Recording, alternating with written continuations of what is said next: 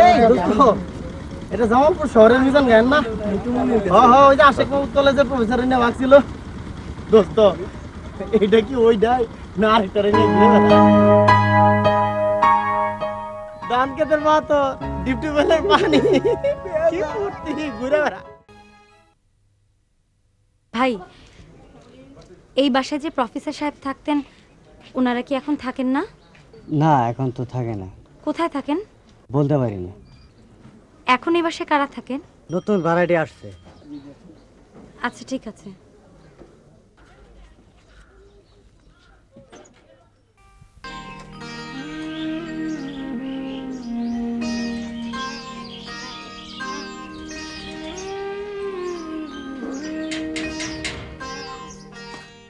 কে?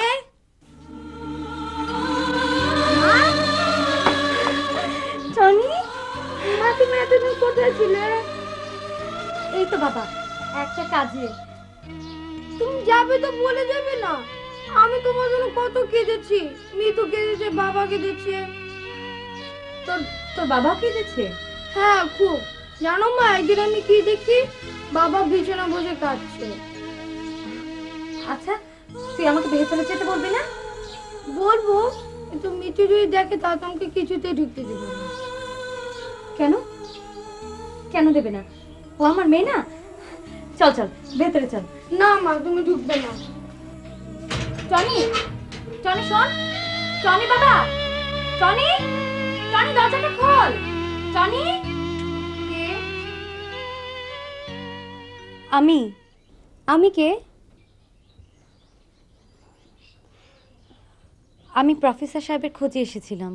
ও professor সাহেব, ওনারা তো এখন এখানে থাকেন না। ওনারা এখন কোথায় থাকেন? আমি আসলে জানি না, তবে নানা লোকে নানা কথা বলে। কেউ বলে বগুড়া, কেউ বলে মাগুরা। শুনেছি ওনার বউ জামালপুর শহরেই থাকে। আচ্ছা, আপনি ওনার কি হন? আমি এই আত্মীয় হই। আত্মীয় তো বুঝলাম, কিন্তু কেমন আত্মীয়? এই হই আর কি। আচ্ছা বলেন তো, দুইটা বাচ্চা ফেলে বউটা কেন পালিয়ে গেল? আমি ঠিক জানি না। আসি।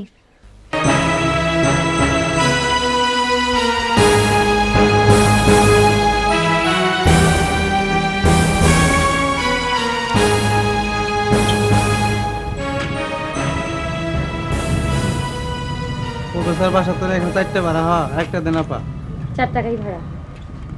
ইসকালাও সবাই ঠগাই। যান যান, ঠগাই কেউ।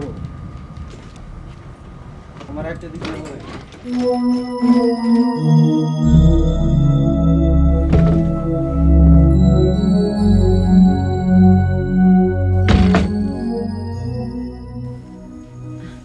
একটু বাইরে গিয়েছিলাম, কেনাকাটা ছিল।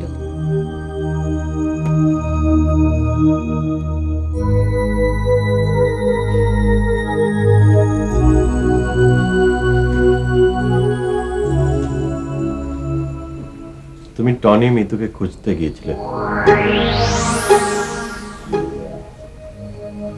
আমি তাতে কিছু মনে করিনি।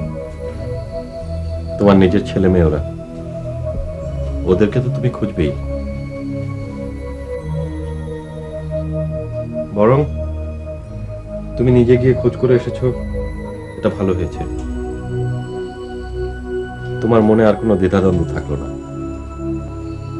এখন তুমি নিজেকে বোঝাতে পারবে আমরা আমাদের চেষ্টার কোনো ত্রুটি করিনি।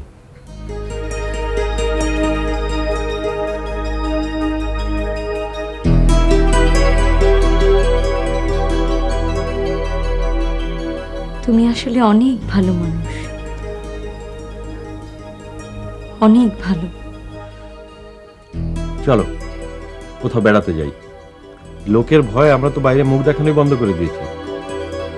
আস্তে আস্তে তো আমাদের স্বাভাবিক হতে হবে, কি বলো? বাইরে গেছে গা। এই দোস্ত, এটা জামালপুর শহরের মিজান গায়েন না? ওই যে আশেক মাহমুদ কলেজের প্রফেসরের নেওয়া ছিল। দোস্ত, এটা কি ওইটাই না আরেকটারে নিয়ে ঘুরে বেড়া? ধান ক্ষেতের মা তো টিউবওয়েলের পানি কি ফুর্তি ঘুরে বেড়া